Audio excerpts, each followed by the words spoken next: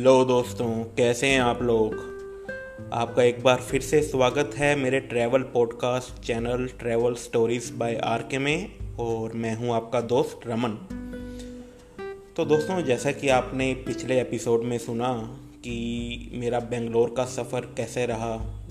मैं मेरे जीवन में पहली बार बेंगलोर गया था, मतलब उत्तर भारत से दक्षिण भारत, और वो भी एक जॉब सर्च करने। तो मेरे एक्सपीरियंस कैसे रहे वो सब आपने सुना होगा मेरे पिछले पॉडकास्ट में। तो चलिए शुरू करते हैं इसके आगे की कहानी। तो दोस्तों, अब मैं घर वापस आ चुका था। बेंगलोर ने चाहे मुझे जॉब ना दी हो, पर स्ट्रगलिंग का एक्सपीरियंस बड़ा शानदार दिया। मैं थका नहीं था, ना ही निराश था, क्योंकि मैं हमेशा से ही ये मानता हूँ जो होता है अच्छे के लिए ही होता है।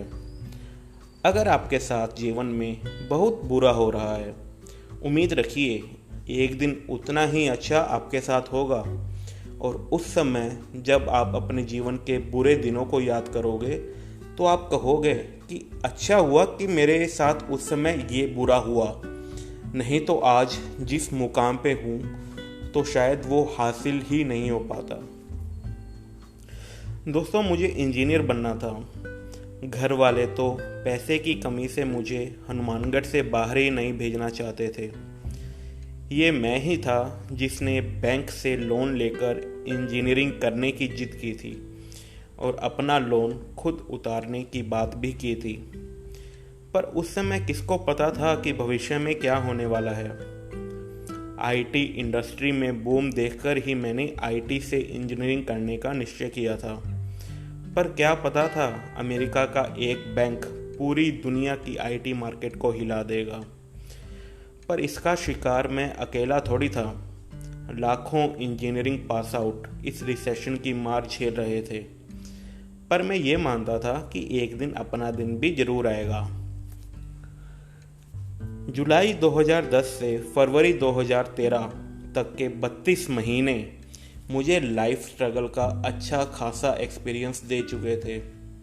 इन 32 महीनों में मैं दिल्ली, बेंगलोर, चंडीगढ़ के अलावा चेन्नई, जयपुर, कोच्चि जैसे शहरों में भी घूम चुका था।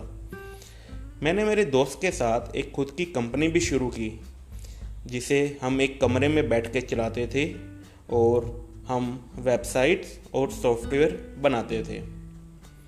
हमें कुछ एक प्रोजेक्ट भी मिले, पर साल भर से भी ऊपर का टाइम देने के बाद कुछ खास नहीं कर पाए थे। पर इस दौरान मार्केटिंग का अच्छा खासा एक्सपीरियंस हमने ले लिया था और ये भी सीखा कि व्यापार में इमोशंस नहीं चलते, व्यापार में सिर्फ पैसा चलता है। हमने इमोशनल होकर अपना व्यापार शुरू किया था। बिना एडवांस पेमेंट के ही हम पूरा प्रोजेक्ट कर देते और बाद में जब क्लाइंट को प्रोजेक्ट हैंड ओवर देते तो उसको या तो काफ़ी बार उसने रिजेक्ट कर दिया या काफ़ी बार उसने पैसे देने में भी आनाकानी की। चलो कोई बात नहीं, पैसा नहीं एक्सपीरियंस तो मिला, और एक्सपीरियंस से ही मनुष्य स्ट्रॉन्ग बनता है। किसी ने कहा है, experiences are far better than money because you can't buy experience from money. For that you have to work hard. खैर चलो जो भी हो, मुझे मार्च 2013 में दिल्ली में एक जॉब मिल ही गई और अगले 2 सालों में मैंने मेरा एजुकेशन लोन भी चुकता कर दिया। अब मैं प्रोफेशनल लाइफ में आ चुका था। कुछ ही दिनों में पूरे ऑफिस में ये बात फैल गई कि एक ट्रैवलर ने आईटी डिपार्टमेंट ज्वाइन किया है। मेरे कैबिन में मेरे अलावा 3 और कलीग्स थे। उसमें एक दिन मेरे सीनियर कलीग ने कहा, रमन, तुमने बताया था कि तुम इंडिया में काफ़ी जगह घूमे हो, पर अब तुम कैसे घूमोगे? मैंने कहा, क्यों, अब क्या हो गया? वो बोला, तुम्हारा पहले वाला टाइम कुछ और था, अब तुम प्रोफेशनल लाइफ में आ गए हो, अब तुम नहीं घूम पाओगे। मुझे उसकी यह बात सुनकर बड़ा आश्चर्य हुआ। मैंने कहा, मेरी ट्रैवलिंग का जॉब से क्या लेना देना। मैंने कहा चलो एक काम करते हैं, इस पर एक रिसर्च करते हैं। मैं कहता हूँ अब से मैं हर महीने घूमने जाऊँगा। फिर हम सब देखते हैं कि क्या चीज़ मुझे ट्रैवलिंग करने से रोकती है। मैं हर महीने दिल्ली से बाहर कहीं जाऊँगा, फिर देखते हैं। तो दोस्तों, वो मार्च 2013 का दिन हो या मार्च 2020 का, मैंने अपना खुद से ये कमिटमेंट हर बार पूरा किया। मेरे इस कमिटमेंट को कोरोना ने एक बार ज़रूर रोका, पर इस महामारी के जाने के बाद मैं ये फिर से चालू करूँगा। तो दोस्तों, अगर आप भी ये जानना चाहते हैं कि कैसे मैं हर महीने ट्रैवल करता था, मैं कहाँ कहाँ गया, तो दोस्तों आप मेरा जो ब्लॉग है आप उस पर चेक कर सकते हैं मेरी ट्रैवल हिस्ट्री। आप सिर्फ गूगल पे डालिए RK डिस्कवरिंग इंडिया, तो सबसे पहला जो लिंक होगा rkdiscoveringindia.wordpress.com, आप उस पर जाकर मेरी सभी ट्रैवलिंग की हिस्ट्री और सब कुछ देख सकते हैं। तो दोस्तों, दिल्ली में जॉब ज्वाइन करने के बाद मुझे पता था कि मैं जब चाहूँ छुट्टियाँ नहीं ले सकता, पर एक महीने में 1-2 दिन छुट्टी तो ले ही सकता हूँ। ऑफिस में सेकंड सैटरडे ऑफ होता था, तो 1-2 छुट्टी लेके इसको बढ़ाया जा सकता था, और जब कोई त्यौहार भी इसके आसपास आ जाता तो ये बोनस हो जाता। मैंने ये भी सोचा कि अगर साल में एक बार मैं लंबी छुट्टियां लूं तो कोई मुझे नहीं रोक सकता। अगर साल भर मैंने अच्छे से काम किया है तो मैंने साल में एक बार लॉन्ग ट्रैवलिंग को भी अपनी विश लिस्ट में डाला, जो कि 7 से 10 दिन तक का हो सकता था। मैं ज़्यादातर अपनी ट्रैवल प्लानिंग एडवांस में ही करके चलता था ताकि छुट्टी लेने में परेशानी ना हो। मैं मेरी एक दिन की छुट्टी भी अपने बॉस को 1 महीने पहले बता देता था। मेरा बॉस भी सोचता था बड़ा अजीब इंसान है। अब पूरे ऑफिस में ट्रैवल की लहर फैल चुकी थी। मैं अपनी ट्रैवल स्टोरी सबको सुनाता रहता, और फेसबुक पर भी लोग मेरी ट्रैवल फोटोज देखकर मुझे उस जगह के बारे में पूछते रहते। कहीं ना कहीं मैं उन्हें ये समझाना चाहता था कि साल भर में एक बार तो अपने परिवार को कहीं घुमा कर लाओ। पैसा कमा रहे हो तो थोड़े मज़े भी लो। साल भर की कमाई में 1 महीने की कमाई अगर ट्रैवलिंग पर लगा भी दी तो इसका फ़ायदा ही मिलेगा। माइंड में ऑफिस का जितना भी स्ट्रेस है वो सब दूर हो जाएगा, और माइंड का रिस्टार्ट बटन क्लिक हो जाएगा, जिससे आप वापस आकर पहले से बेहतर काम कर पाओगे। मेरे हर महीने की ट्रैवलिंग का मुझ पर भी काफ़ी अच्छा प्रभाव पड़ रहा था। मेरे जॉब पे कंसंट्रेशन बढ़ जाती थी, और अगर शाम को एक्स्ट्रा ऑफिस में बैठना पड़ता था तो उसमें भी ज़्यादा स्ट्रेस नहीं आता, और इसका कारण है ट्रैवलिंग की अच्छी यादें। आपको पता भी नहीं चलता, पर आपकी ट्रैवल मेमोरीज आपका जॉब स्ट्रेस कम कर रही होती है। हालांकि मेरा बॉस ट्रैवलिंग में नहीं था, और काफ़ी बार तो वो स्ट्रेस भी काफ़ी देता था, पर मैं उन बातों पर ज़्यादा ध्यान नहीं देता था, क्योंकि मेरा बॉस मुझे छुट्टी दे देता था। मेरी कंपनी में MD और चेयरमैन भी हर साल विदेश घूम के आते थे। शायद वो इन चीज़ों का महत्व समझते थे। मेरा उनसे IT वर्क के रिलेटेड मिलना होता रहता था। ऐसे ही एक दिन मैं कंपनी के चेयरमैन के पास गया, और कंपनी के जो चेयरमैन थे वो एक 65 साल के वृद्ध व्यक्ति थे। उनके जीवन की कहानी भी काफ़ी इंस्पायर करने वाली थी। कैसे उन्होंने घर बैठे अपनी मेहनत और लगन से इतनी बड़ी कंपनी खड़ी की, जिसके क्लाइंट आज इंडिया के साथ साथ फॉरेन कंट्रीज़ में भी है। उनकी कंपनी की शेयर बाज़ार में भी काफ़ी रेपुटेशन है और शेयर बाज़ार में उनकी लिस्टिंग भी है और सालाना टर्नओवर उनका 1500 करोड़। तो ऐसे ही मैंने उनसे एक बार पूछा, सर आप तो हर साल घूमने जाते हैं, अब तक कितनी कंट्रीज घूम चुके हो? उन्होंने बड़े शांत स्वभाव में उत्तर दिया, लगभग 50-60 कंट्रीज तो मैं घूम ही चुका हूँ। मुझे ये सुनकर बहुत अच्छा लगा। मैंने उनसे पूछा, सर आपकी फेवरेट कंट्री कौन सी है? उन्होंने जवाब दिया, न्यूजीलैंड।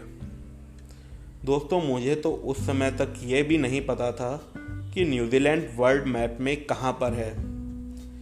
मैंने उनके ऑफिस से निकलकर अपने कैबिन में पहुंचकर सबसे पहले गूगल पर न्यूजीलैंड ही सर्च किया और फोटोज़ देखकर ही पता लग गया कि आखिर क्यों ये उनकी फेवरेट कंट्री है। पहाड़, जंगल, झरने और हरियाली ही हरियाली दिख रही थी। इस देश में जिसमें सिर्फ 50 लोग रहते हैं, 50 लाख लोग रहते हैं। न्यूजीलैंड देश की आबादी से ज़्यादा लोग तो हमारी दिल्ली, मुंबई जैसे शहरों में रहते हैं। पर मैंने उसी दिन ठान लिया था कि एक दिन न्यूजीलैंड ज़रूर जाऊंगा। मेरी ट्रैवलिंग काफ़ी अच्छी चल रही थी। मैं हर महीने घूमने जा रहा था। हिमाचल, उत्तराखंड तो दिल्ली से ओवरनाइट जर्नी ही थी। फ्राइडे की शाम को ऑफिस ख़त्म करके बस पकड़ो, अगली सुबह आप पहाड़ों में। और इसी दौरान मैंने मेरे साल का पहला बड़ा ट्रिप प्लान किया जो कि नॉर्थ ईस्ट में था। नॉर्थ ईस्ट भारत में ऐसी जगह है जहाँ पे मैं पहले कभी नहीं गया था। मैं अपनी इस यात्रा में मेघालय और सिक्किम घूम के आया था। बड़ा शानदार एक्सपीरियंस रहा था।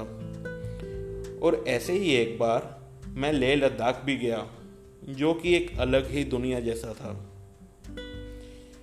मेरी ट्रैवलिंग के साथ साथ जॉब में भी मेरी परफॉर्मेंस अच्छी थी।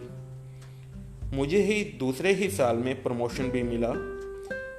अब मेरी पूरे ऑफिस में अच्छी पहचान बन चुकी थी।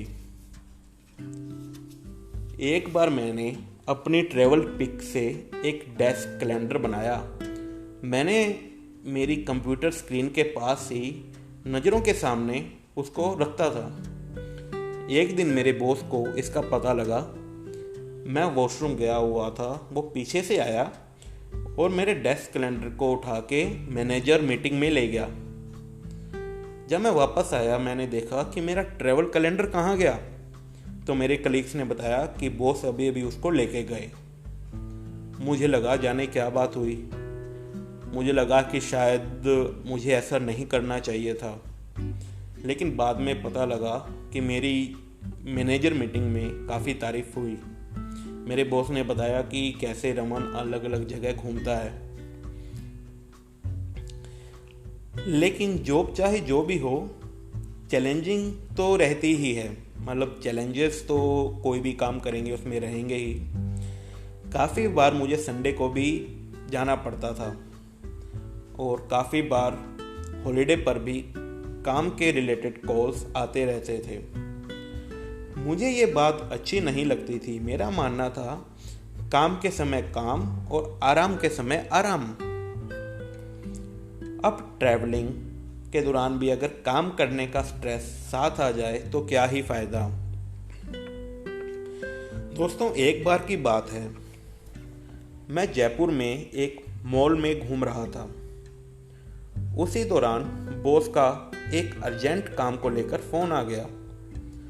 अब फ़ोन बॉस का था तो उठाना तो पड़ेगा ही, और जो अर्जेंट काम था वो भी मेरे लिए 15-20 मिनट का था। पर यहाँ मोबाइल में मेरे बैटरी ही नहीं थी। लैपटॉप तो मैं दिल्ली से लेकर ही नहीं आया था क्योंकि मैं हॉलिडे पर था। किस्मत से मेरा मोबाइल का चार्जर मेरे बैग में ही था। मैंने सोचा क्यों ना फ़ोन को चार्ज कर लिया जाए और काम निपटाया जाए। मैंने कुछ शॉप ओनर से मोबाइल चार्ज करने की बात कही पर वो मना कर गए।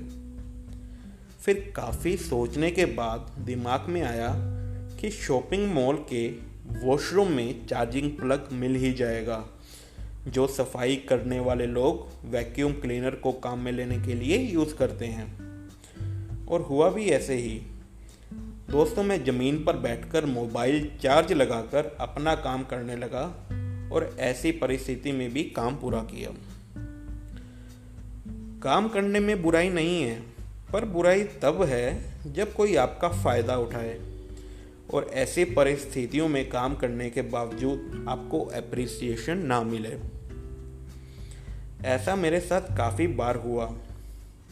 एक दिन शिवरात्रि वाले दिन मैं मंदिर में पूजा कर रहा था।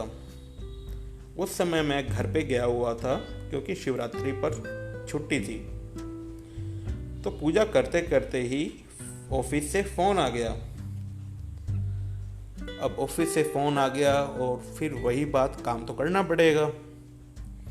और दोस्तों, ऐसे ही एक बार मैं पहाड़ों में नो नेटवर्क जोन के बीच कहीं से नेटवर्क पता नहीं कहाँ से आ गया, और एक बार अगर मैंने कॉल उठा लिया ऑफिस का तो मुझे काम करना ही पड़ेगा। खैर, ये सब भी एक्सपीरियंस थे।